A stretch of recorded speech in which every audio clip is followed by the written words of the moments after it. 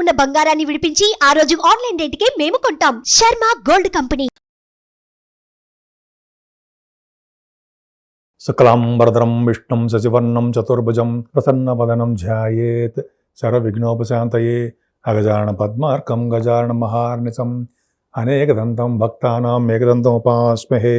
ఇప్పుడు మనం జనవరి నెల నుంచి 31 డిసెంబర్ ఆ సంవత్సరం మొత్తం 2024 ఎలా ఉంటుంది, అది ఆ ఫలితాలు ఎలా ఉంటాయి, ప్రతి రాశి వాళ్ళకి 12 రాశుల వాళ్ళకి ఫలితాలు కొత్త సంవత్సరంలో ఎలా ఉంటుంది అంటే ఆంగ్ల నవ సంవత్సరంలో ఎలా ఉంటుంది ఇప్పుడు తెలుసుకుందాం.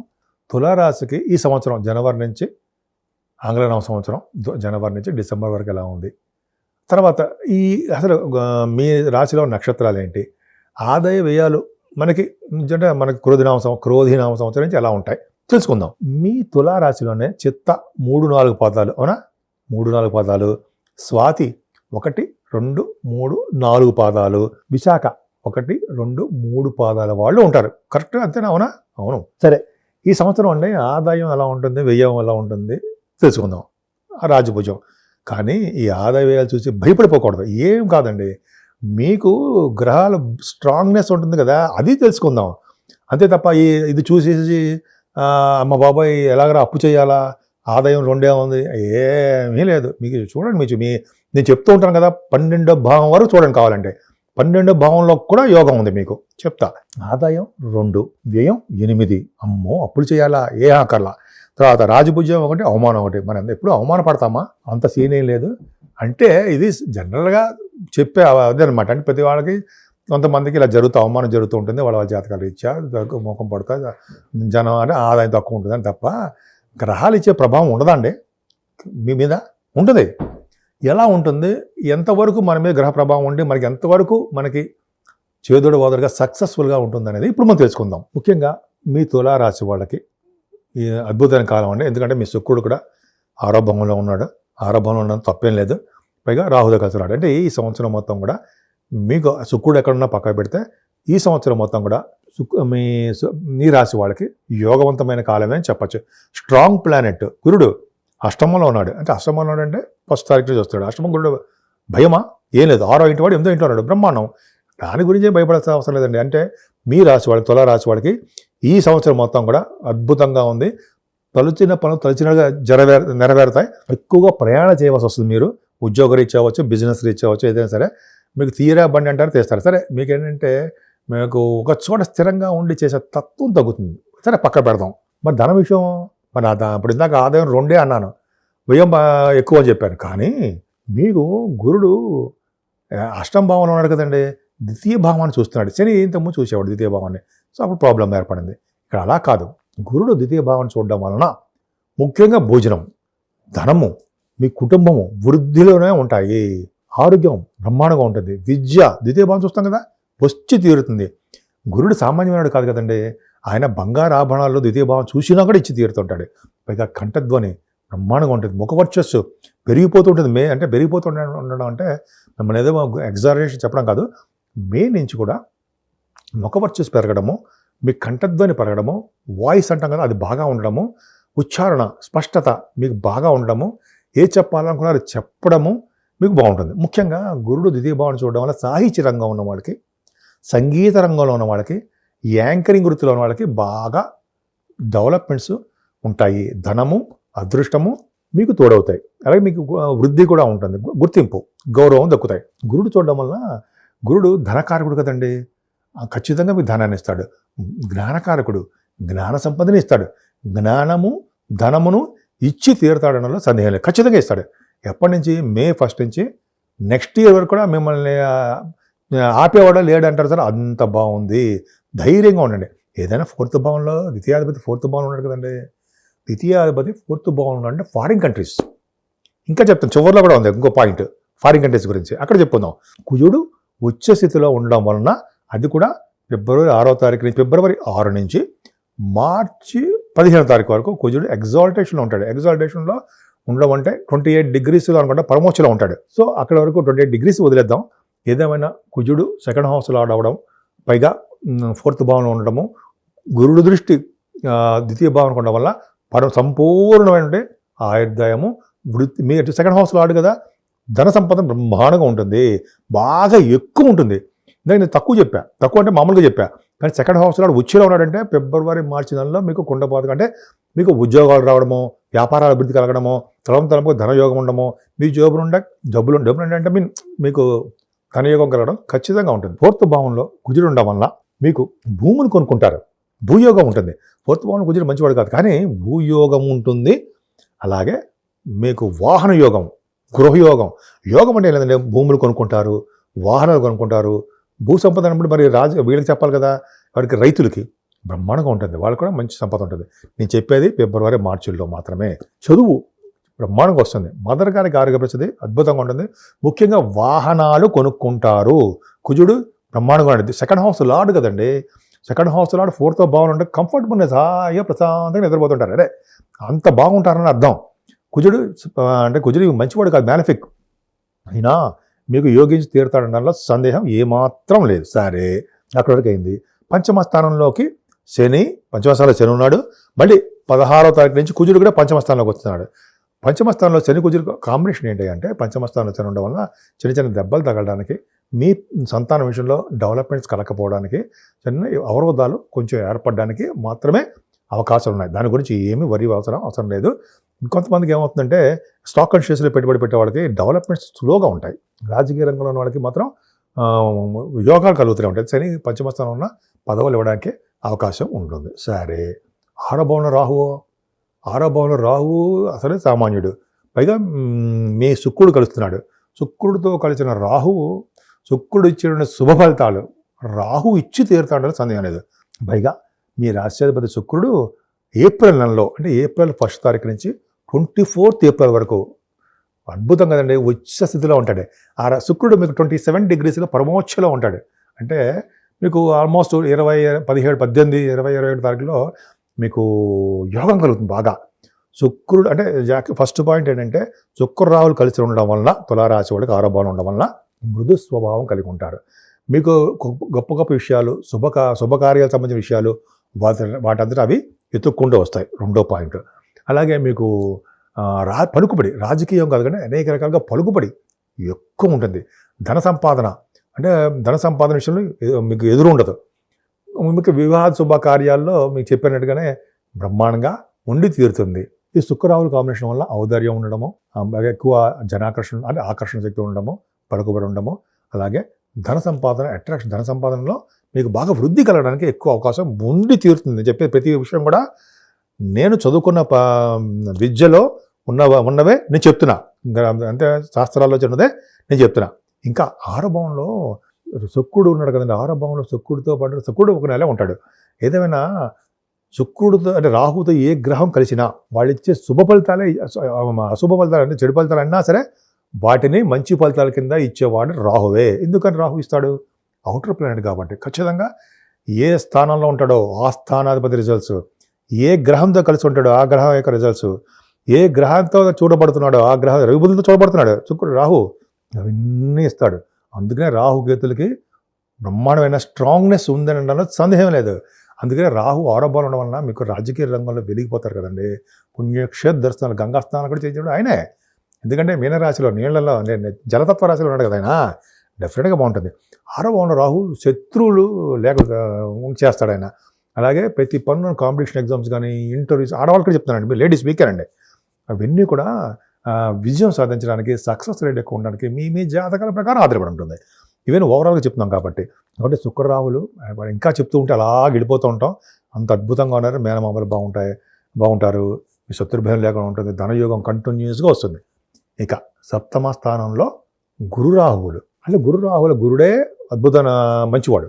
పైగా 12th హౌస్లో మీకు లాభాధిపతి అయ్యాడు. లాభాధిపతి రవి పాపి కదా, మ్యాలిఫిక్ కదా.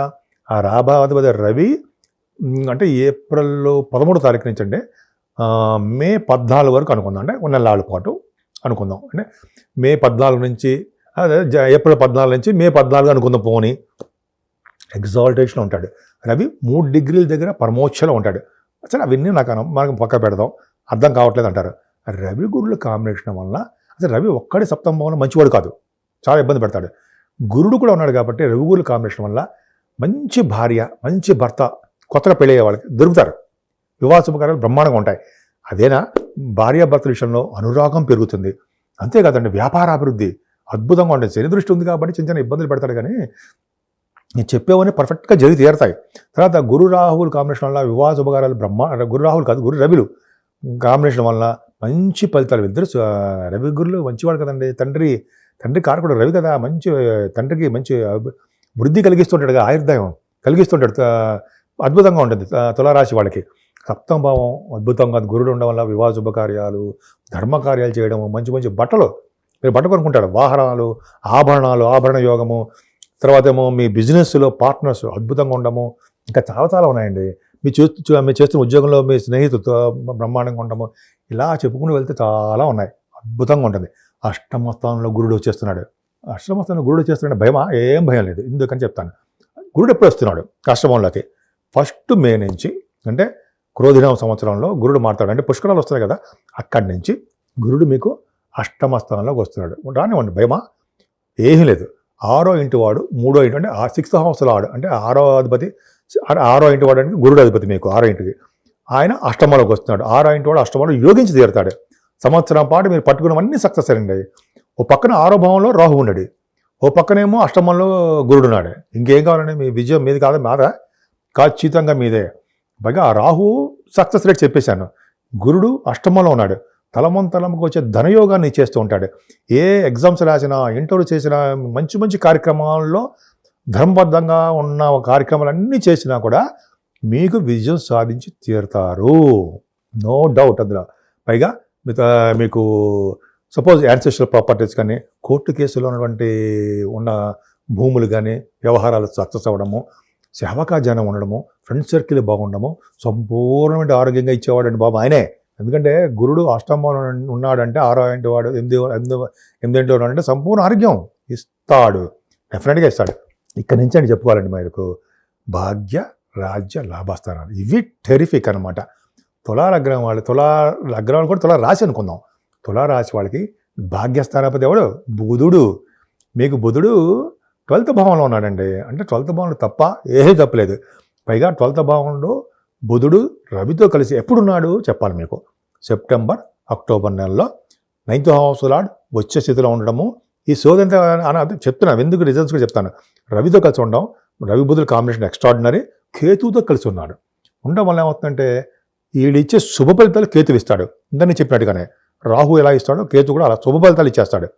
అసలు ఏమిస్తాడు? ఇది మెయిన్ పాయింట్. ఏమిస్తాడంటే బుధుడు యొక్క ప్రభావం ఉంది కాబట్టి బుద్ధి బలాన్ని పెంచుతాడు, జ్ఞాన సంపదను పెంచుతాడు. ఇవి కాకుండా పక్కకు పెడితే మీరు ఫారిన్ కంట్రీస్ వెళ్ళి చేసి తీరుతాడు. ఒకసారి మీ జాతకాలు చూసుకోండి. సెప్టెంబర్ 17 నుంచి అక్టోబర్ 10వ తారీఖు వరకు, 10th అక్టోబర్ వరకు రాసి పెట్టుకోండి. కావాలంటే మీ జాతకాల రీత్యా, మీరు లగ్నాల రీత్యా, దశల రీత్యా రాహు కూడా కాంబినేషన్ ఉండాలి. మీరు విదేశాలు వెళ్ళడానికి ఖాయము, డెఫినెట్గా వెళ్తారు. ఏ విధంగా వెళ్తారు? విద్య రీత్యా వెళ్తారు. భాగ్యస్థానం కదా, డెఫినెట్గా భాగ్యస్థానం అంటే మీ నాన్నగారికి చాలా బాగుంటుంది, మీ స్పౌజ్కి బ్రహ్మాండంగా ఉంటుంది. పైగా భాగ్యస్థానాపతి బ్రహ్మాండంగా అయ్యభావంలో ఉన్నాడంటే పుణ్యక్షేత్ర దర్శనాలు చేసుకుంటారు, నదీ స్నానాలు చేసుకుంటారు, సముద్ర స్థానాలు, గంగా నది స్నానాలు, కాశీ వంటి క్షేత్ర దర్శనాలు, హరిద్వార దర్శనాలు, ఏంటంటే కేదార్నాథ్, బద్రీనాథ్ అటువంటి దర్శనాలు. అంటే నాకు వచ్చిన గుర్తును చెప్తున్నాను, అవి కాకుండా ఎన్నో చేసుకుంటారు మీరు. ఇది సెప్టెంబర్ అక్టోబర్ నెలలో అసలు బ్రహ్మాండంగా ఉన్నాడు అనమాట. బుధుడు బాగున్నాడు కాబట్టి ఎక్స్ట్రాడినరీ అండి. ఇంకా చెప్పాలంటే మీరు చేస్తున్న వ్యాపారాలు, ఏ వ్యాపారం అయినా సరే దినదిన ప్రవర్ధమానం అవుతుంది అనలో సందేహం, పర్ఫెక్ట్గా అయి తీరుతాయి. ఇంకా చెప్పాలంటే సినిమా రంగం కూడా చెప్పాలండి. బుధుడు సినిమా రంగానికి, శుక్రుడు కూడా సినిమా రంగానికి కారకుడు అవుతాడు. అంటే 9th హౌస్ కూడా వాళ్ళకే అంటే సినిమా రంగం, టెలివిజన్ రంగం, కళాకారులు వాళ్ళకి సంగీతం కానీ, సాహిత్యం కానీ, యాక్టింగ్ కానీ, డబ్బింగ్ ఆర్టిస్టులు కానీ, వీళ్ళందరూ కళాకారులే కదండి.